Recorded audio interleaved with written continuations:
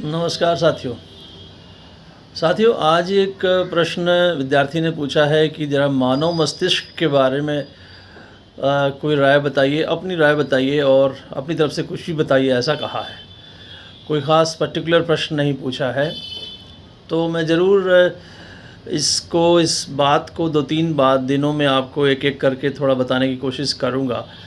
मानव मस्तिष्क जो है वो मानव का एक बहुत ही महत्वपूर्ण या सबसे महत्वपूर्ण अंग है, ऐसा मैं कह सकता हूँ। और जब मैं ऐसे कह रहा हूँ तो मेरा मतलब ये है कि यद्यपि सभी अंग हमारे बड़े ही महत्वपूर्ण हैं, सभी अंगों के द्वारा हम बहुत से कार्य करते हैं, लेकिन वे सभी अंग हमारे हाथ, पैर, बाकी सभी संचालित हो पाएँ, वे अपने कार्य को कर पाएँ, इसके लिए मस्तिष्क का कार्य करना बहुत ज़रूरी है। मतलब ऐसे हो सकता है कि मेरे हाथ हैं लेकिन मैं अपने हाथ से काम नहीं कर पा रहा हूँ, यदि हमारा मस्तिष्क ठीक से काम नहीं कर रहा है। इस तरह से पैरों से चलना नहीं हो पा रहा है, यदि हमारा मस्तिष्क ठीक से काम नहीं कर रहा है। मतलब ये हुआ कि जो हमारे जितने भी बॉडी ऑर्गन्स होते हैं, वे तमाम कार्य करने के लिए उनको ऑर्डर रिसीव होता है फ्रॉम द ब्रेन कि आप ये काम करिए।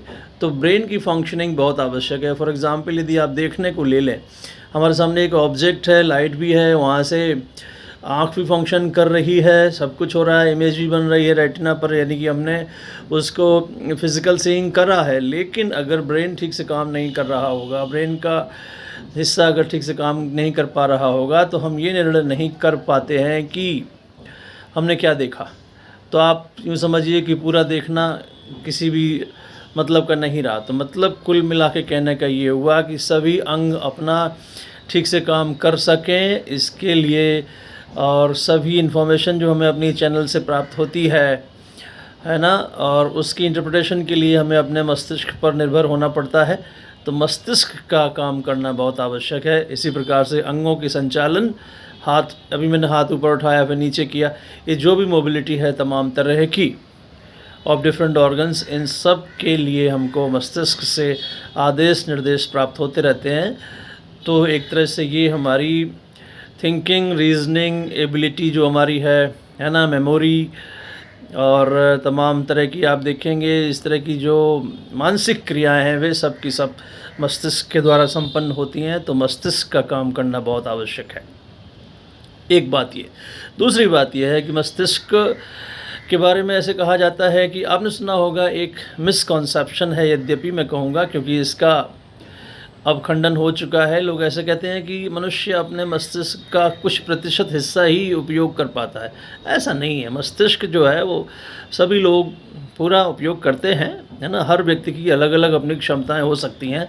हमने कहीं सुना था कि इवन आइंस्टीन जो हमारे बड़े ही महान वैज्ञानिक हुए, वे भी अपने मस्तिष्क का एबिलिटीज़ का 10% ही यूज़ कर पाए। ये सब बात जो है अभी अदरवाइज़ प्रूव हो चुकी है ना। पूरे मस्तिष्क का हम लोग प्रयोग करते हैं। हमारे मस्तिष्क की बल्कि बनावट के बारे में यदि हम बात करें तो पूरा मस्तिष्क जो है वो 2 हेमिस्फीयर लेफ़्ट एंड राइट में बटा हुआ है ना। और वो हेमिस्फीयर वो फर्दर फिर और तमाम लोब्स हैं, उनकी बात आपसे कभी डिटेल में फिर से करेंगे कि कौन सा लोब कौन सी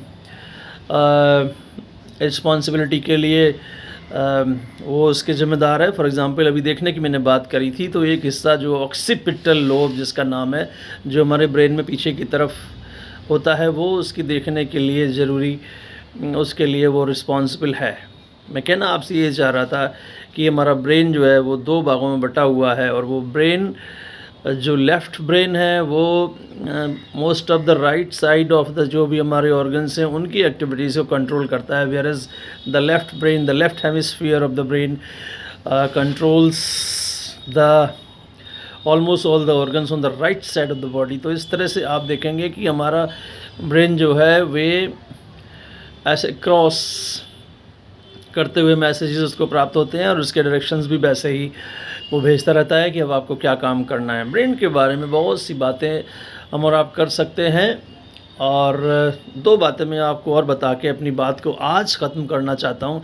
एक बात ये कही जाती है कि ब्रेन यू यूज़ इट और यू लूज़ इट, या तो आप इसको इस्तेमाल करिए, अदरवाइज़ ये मतलब फिर आपके लिए उपयोगी नहीं रहेगा यदि आप यूज़ नहीं करोगे। जितना आप यूज़ करोगे, जितनी आप प्रैक्टिस करोगे, जितना आप दिमागी क्रियाएँ करोगे उतना ज़्यादा ये एक्टिव रहेगा। जितना आप नहीं करोगे उतना ही ज़्यादा वो ऐसे कहते हैं कि रेस्ट अगर आप ज़्यादा दोगे तो रस्ट लग जाएगी जंग लग जाएगी। ऐसा आपने सुना भी होगा कि दिमाग में जंग लग गई है। तो मतलब ये हुआ कि आप ज़्यादा से ज़्यादा मानसिक क्रियाएँ करिए, है ना?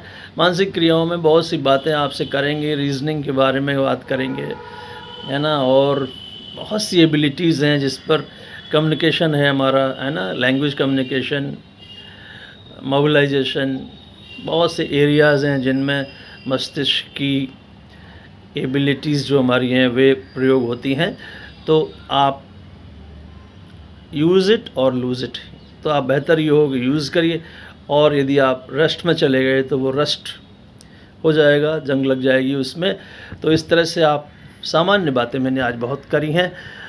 चूँकि टू बिगिन विद आपने कोई स्पेसिफिक क्वेश्चन नहीं पूछा था, मैं कल आपसे डिटेल में मस्तिष्क की संरचना के बारे में और उसके बाद फंक्शनिंग के बारे में और तमाम कुछ मुद्दों को लेकर आऊँगा।